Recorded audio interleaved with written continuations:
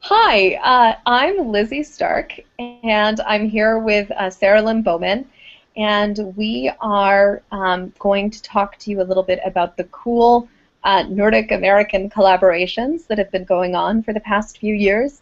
We're going to give you some tips on what your community can do to help foster this kind of collaboration.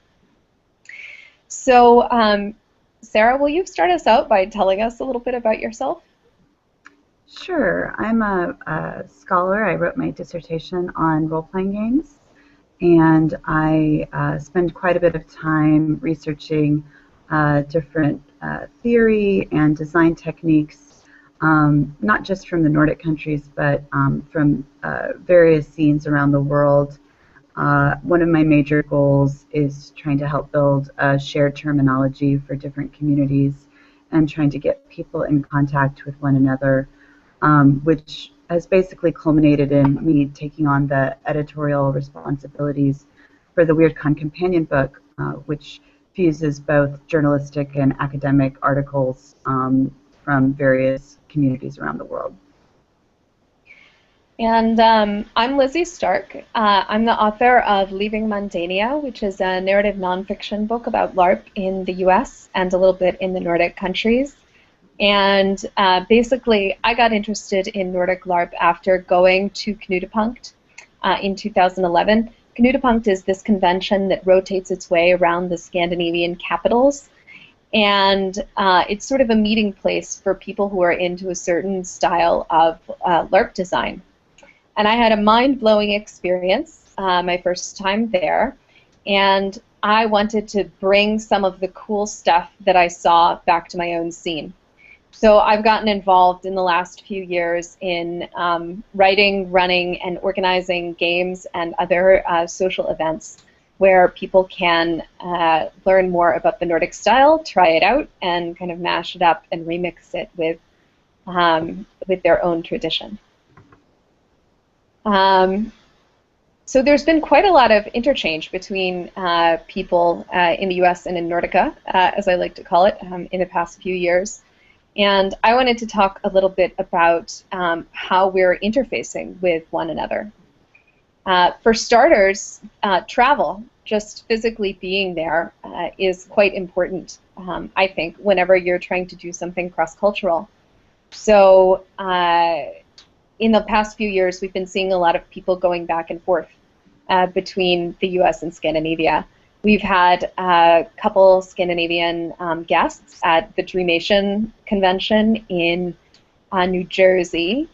A whole bunch of Americans have been over to Knutepunkt, and there's also a Danish convention, a Danish scenario writing convention called Festival, where and Americans have been kind of entering games into that competition, and also entering some of the American style, bringing some of their American style to the Nordic format of the games that are running there. So that's one big way to foster collaboration, is to physically go there and see what it's like. But that's not the only way. Sarah, could you tell us maybe a little bit about some of the theory discussions that are hopping oceans? Sure.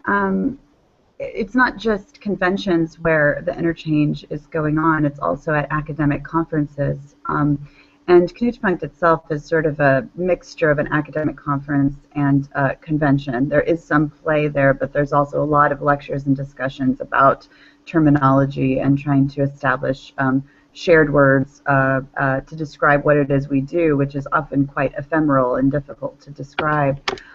So we're seeing a lot of that terminology spreading elsewhere.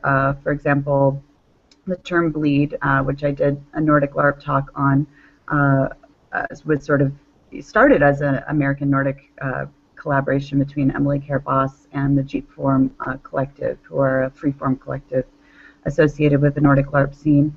That word is sort of a phenomenon to describe what it's like when your real self and your player self sort of blend or blur in and out of character. And so it's an experience that most people have had at some point, or have witnessed other people have, but don't really have terminology to describe. So being able to get that word out there and having people earnestly speaking about it in social media and at conventions has been really nice. There's also several other things that we've been sharing, the term debriefing, which originates from educational and military exercises, but is now being used in role-playing contexts such as LARP, are important ones.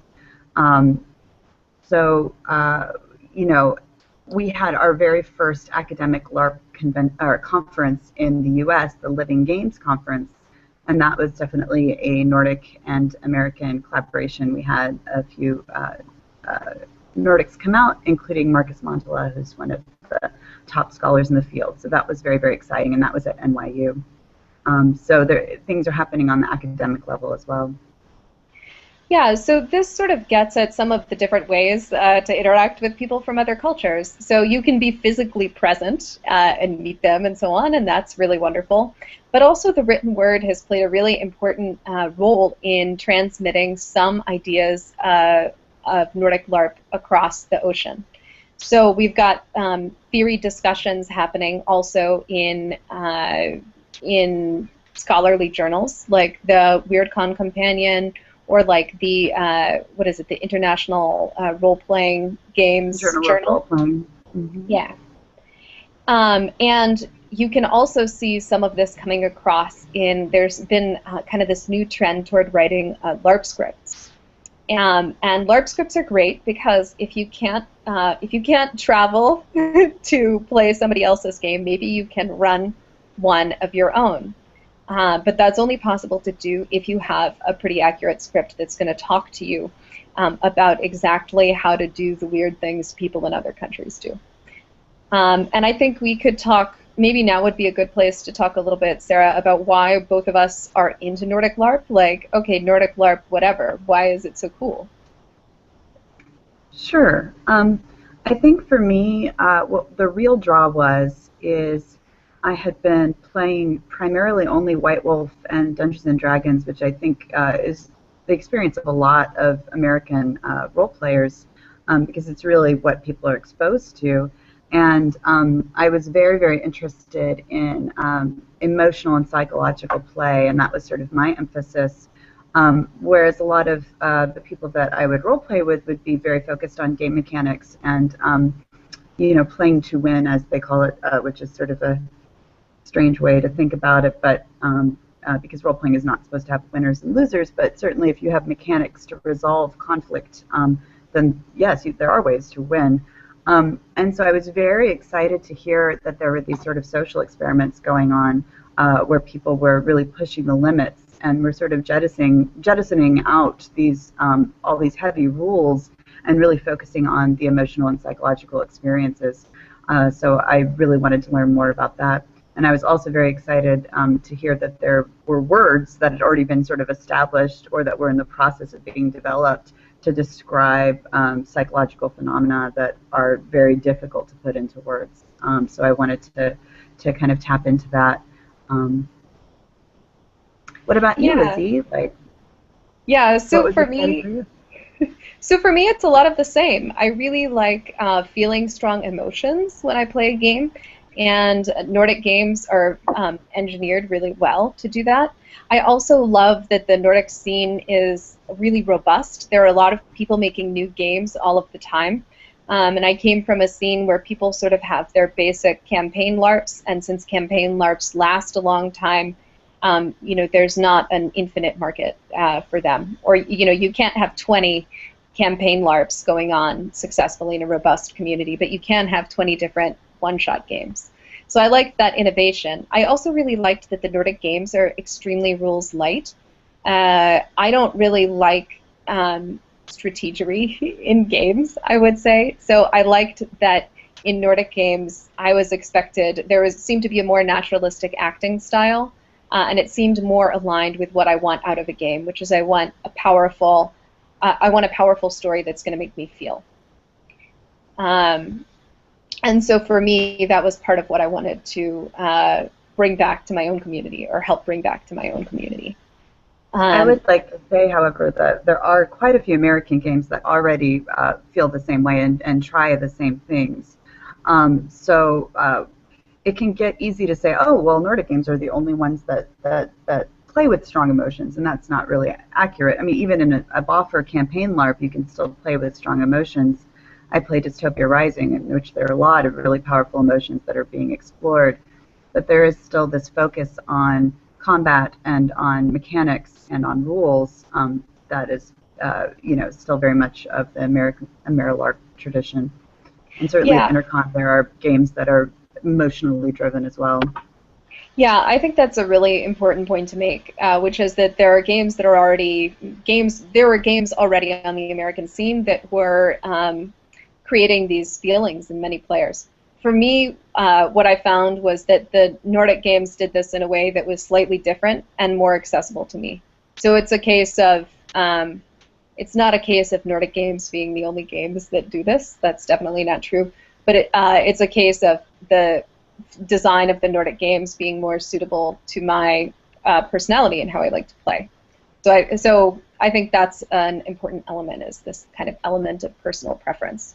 And there's room for many, many different games and experiences in the world. Um, so why don't we talk a little bit about some of the main collaborations that have happened between uh, Americans and Nordicans? Maybe, Sarah, you could talk a little bit about Ars Amandi and why that's kind of why both of us have been trying to bring that technique to our local scenes.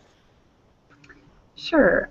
I think that for me, I've always been a pacifist by nature, and it's always been extremely disturbing to me, the emphasis on violence and on complex ways to murder and torture people in games. And I know that I'm in the minority in that regard. I know a lot of people really enjoy that style of play, but for me, when I first heard about Ars Amandi, which was developed by Emma Weislander from the Nordic scene, I was very excited to know that were not just mechanics for how to deal with love and intimacy. Ars Amandi is the touching of hands to share intimate moments, sexual moments, but also that people had basically designed their games around intimacy.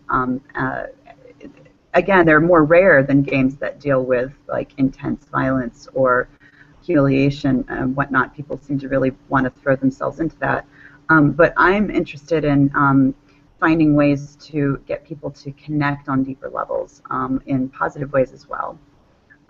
So Lizzie actually ran the first Ars Amandi workshop that I ever was in. It was at WeirdCon, and then I also got to participate in her workshop at Mad About the Boy, which is a Nordic LARP that we played here in the U.S. that Lizzie helped organize. And so I decided to try to integrate it into the Boffer LARP, the Dystopia Rising game that I play, and we recently filmed some videos that anybody can access online for how to run a workshop. And can you tell us a little bit about what it has been like to take this Nordic technique and introduce it into an American game? Like, how have you tried to introduce it? Sort of what has your strategy been, and what struggles have you had to overcome in the process of doing that? Um, Basically, I started with small groups of players that I knew were either in romances or were open to trying new things. And so we're talking like 8 people out of 300, so not large groups of people. Then would just to kind of see how they would respond to the technique and to see how it would inform their role play. And I found that they were using it for things other than sexuality. They were using it to communicate emotion. They were using it to create fellowship, so it was very interesting. And then I was running out-of-character workshops for people that may not even be using it in-game, but still really found it interesting.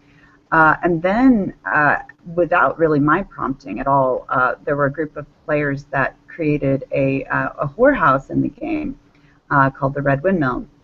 And there's just a lot of players that really want to explore what it's like to be a sex worker.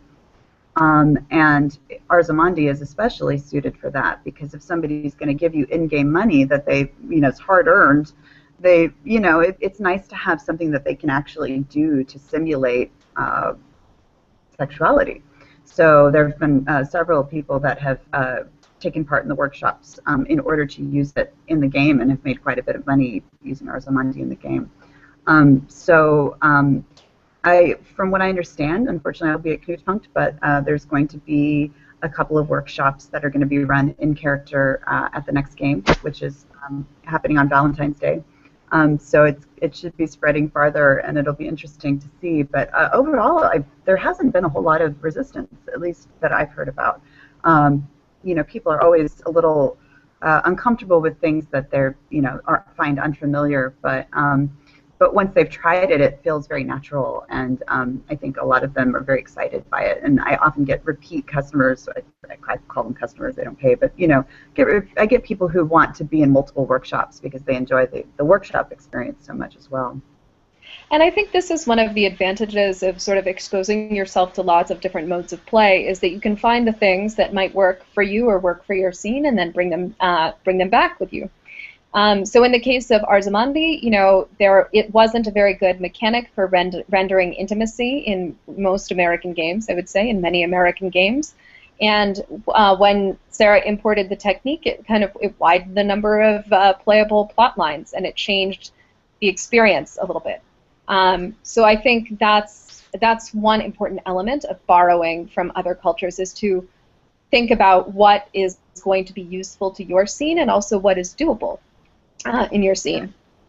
I would like to note also that there are some scenes that already create mechanics of their own, such as back rubs or linking pinkies. So it's not like none exist anywhere. Right. But it's nice to have, especially out with the videos, it's nice to have, okay, this is one way of doing it, and if you're interested in trying it, here's how to do it, and have that be out in the world, as opposed to just sort of organically growing in various communities, or just being able to.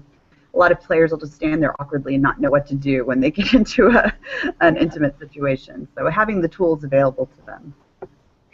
Yeah, and I'll say that also the technique that Sarah used worked very well for me when I was trying to get more people interested in freeform. Freeform, for those who aren't familiar, freeform is sort of like a mixture between LARP and tabletop. So, as in a tabletop game, you can cut between scenes. Right, we're done fighting the demon in this scene. Cut. Okay, now we're back at the tavern. So you can cut between scenes, but like a LARP, you physically embody your character, and there's a really rich scenario tradition. One of the big scenes is in Denmark through the Festival Convention.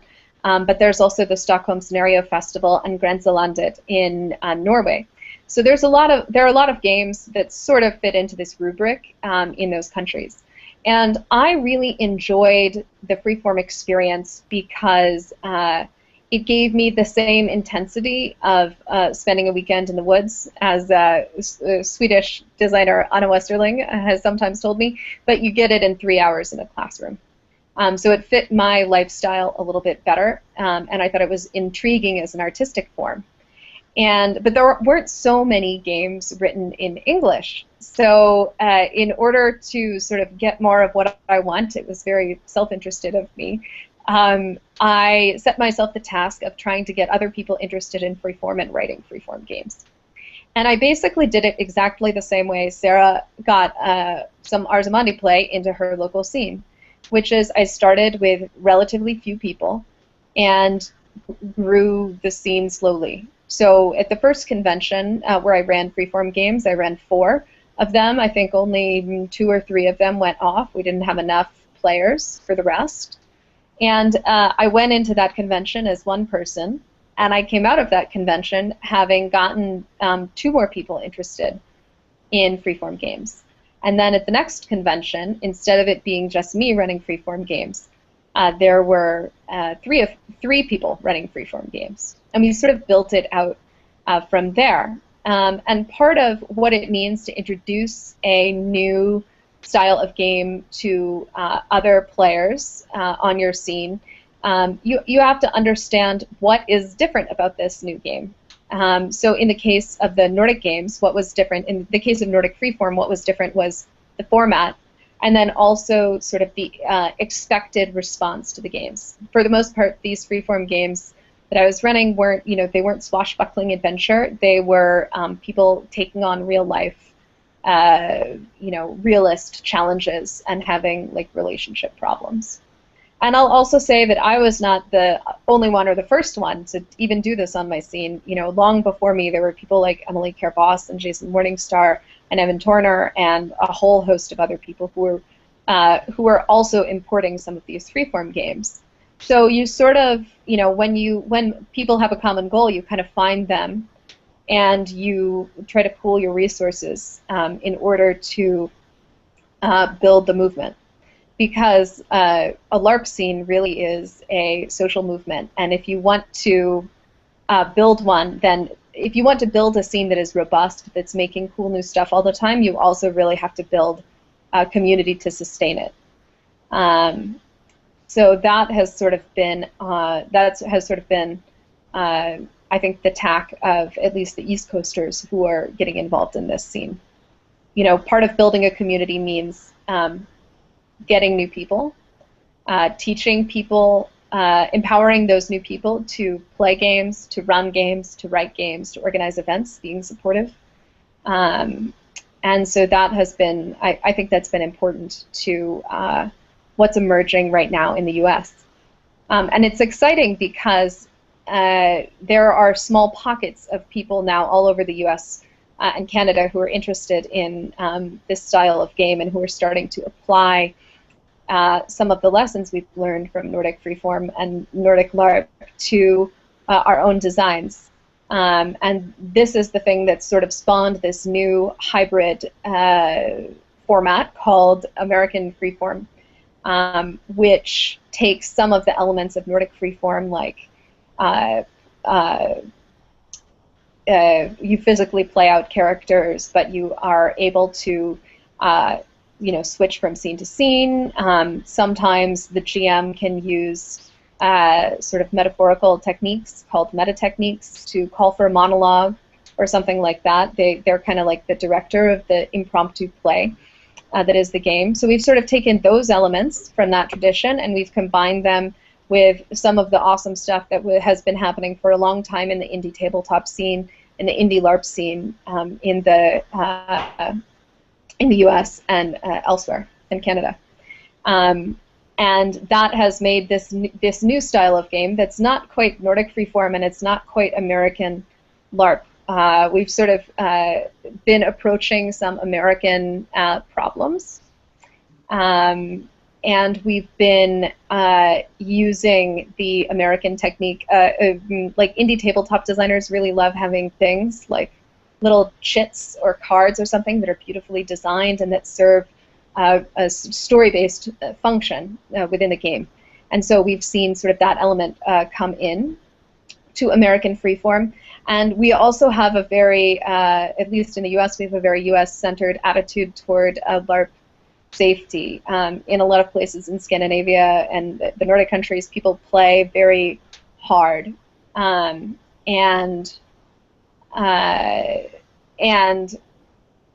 in the US, we're so diverse, or my local scenes are so diverse that we've taken some real care to be just to make sure that people feel safe and also feel like they can leave if they want to. I know that's what every LARP scene wants to do, but our scene, because of the way American litigiousness kind of works, has been really trying to build that into our games from the very beginning. Yeah, and I would just second what Lizzie said about finding like-minded people. I mean, we have people like Aaron Vanek, who has been running LARPs, parlor LARPs, for 25 years, and who got super excited about hearing about Nordic LARP and what's going on in the freeform scene, and now is running, monthly LARPs from the Factory, which is the set of LARP scripts that were developed, sort of Norwegian-American collaboration that Lizzie was a part of. And those are all available, you know, in very, very easy format for people to immediately pick up and run. And so I was inspired by that. I've started a monthly freeform night here, and you know, I may get 12 players, but that's, you know, 12 more people that are experiencing different kinds of LARP than maybe they're used to. And it doesn't have to be. One of the nice things about freeform is you don't have to have costuming. It's optional. I mean, a lot of my friends like to costume, so I encourage them, if there is a theme, they can certainly come in costume, but it's not necessary. You don't have to have set design. So these are barriers to entry that cause problems for LARPers. And as Lizzie mentioned, time. You know, you may not have an entire weekend that you can go out to a campsite, but you may have 3 hours where you can play a game at a home or in a classroom. So, you know, one thing that we've been doing is trying to integrate freeform techniques into Boffer LARP as well. And not Boffer, I should say. It's this game is, but it is a sort of live-action outdoors game. It's called Planetfall. It's a science fiction game. So we used some freeform techniques to create backstory for these characters that were going to be played, you know, all weekend long. So that's a sort of workshopping technique, really, to help create characters, which I've also seen used by people like Jay Lee in Shifting Forest Parlor LARP. So these kinds of ideas certainly aren't just Nordic. That, you know, we're seeing them other places, but finding people that are sort of like-minded, that are interested, and then maybe slowly introducing them to open-minded people in the local scene that are willing to try new things is a good approach. And also, I think sometimes it means seeking out new audiences. For me, part of what I learned, you know, when I came back and I was trying to get up a freeform scene near me, was that actually the existing populace of LARPers is very well served by the games that already exist. I mean, that's why people are in this hobby, is like they love what's happening in it. So in some cases, it's been very productive to try to recruit new players from scenes that seem related but aren't already sort of engaged in play on the local scene. So I've had some success getting tabletop GMs and designers interested, actors, academics, so artists, yeah. Performance artists especially find it very interesting. Yeah, yeah. And we should also mention that it's not smooth sailing. Like, there's been a fair amount of reaction from the communities that we're a part of, and not all of that reaction has been positive. And this is also part of trying to do something different on your scene. Some of the typical objections that I think both of us have weathered is like, but it's elitist. Nordic LARP is elitist. We've been doing this since 1984. I don't want to play games about love or games about depressing things, are some of the more common ones. And there are different ways to handle each of those. If somebody isn't interested in playing the game that you've written or the game that you really want to run, it's totally okay just to not let them play it, right? Not all games are for all people. In the same way that I'm really not a fan of D&D, it doesn't fit my play style very well. So too can I perfectly imagine people, you know, who don't want to play a game like Summer Levin, which is Anna Westerling, Elin Nilsson, and Trine Lise Lindahl's really excellent game about 3 couples having awkward sex at a music festival. Right, I totally get It's one of my favorite games ever to play, but I can totally see how some people would be very uncomfortable with that content. And likewise, it should be possible to honor the amazing contributions of your local scene even while introducing something new. You know, there has been amazing LARP in the States since 1984, and it has some of the same attributes, but to me the format really is quite distinct. So yeah, so that's kind of one way to handle that objection or that pushback, is just to just to agree that of course there's like amazing stuff that's been happening all over the world, but on my local scene too, since that period of time. And as for the charge that it's elitist, I totally get it. I totally get why people think that. But from my point of view, it's not that Nordic games or Nordic-inspired games are better than other games. It's just that I prefer them. They're better for me. They're not. It's not an objective judgment. It's a statement of my preferences. Um, so I think kind of making that clear whenever possible is important as well, because you also want to work with the infrastructure of your local scene. Part of building community is not just doing cool new stuff. It's also supporting other people who are doing cool stuff.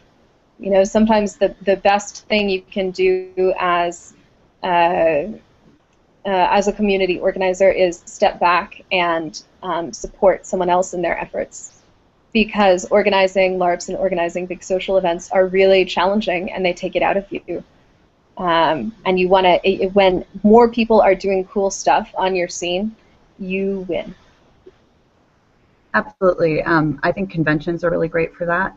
People can kind of get a sampling of different kinds of styles of play, and everybody can be featured, which is nice. I also run a monthly meetup for LARP that we say is non-denominational.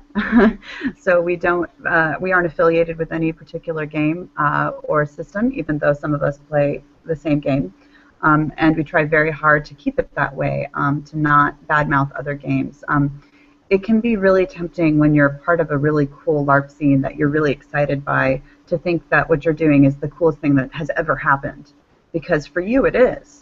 For your subjectivity, that is just by far the most amazing experience, and nobody else could possibly be having that great of an experience.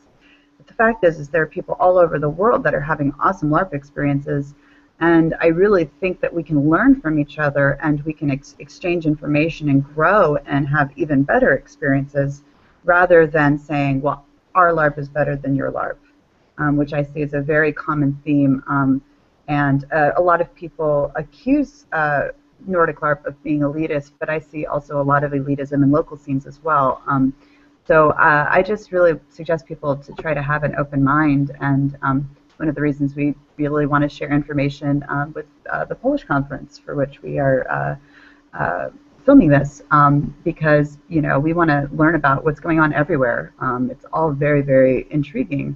I'm interested in not just the differences, but also the similarities, how this is sort of an essential human activity, and that if we can get more people engaged in, it can really change lives. And for a long time we've been hearing that the Polish LARP scene is really awesome. And so, of course, we want to know about everything you're doing and how awesome it is, so that we can learn from it and take some of your techniques back to kind of our own scene.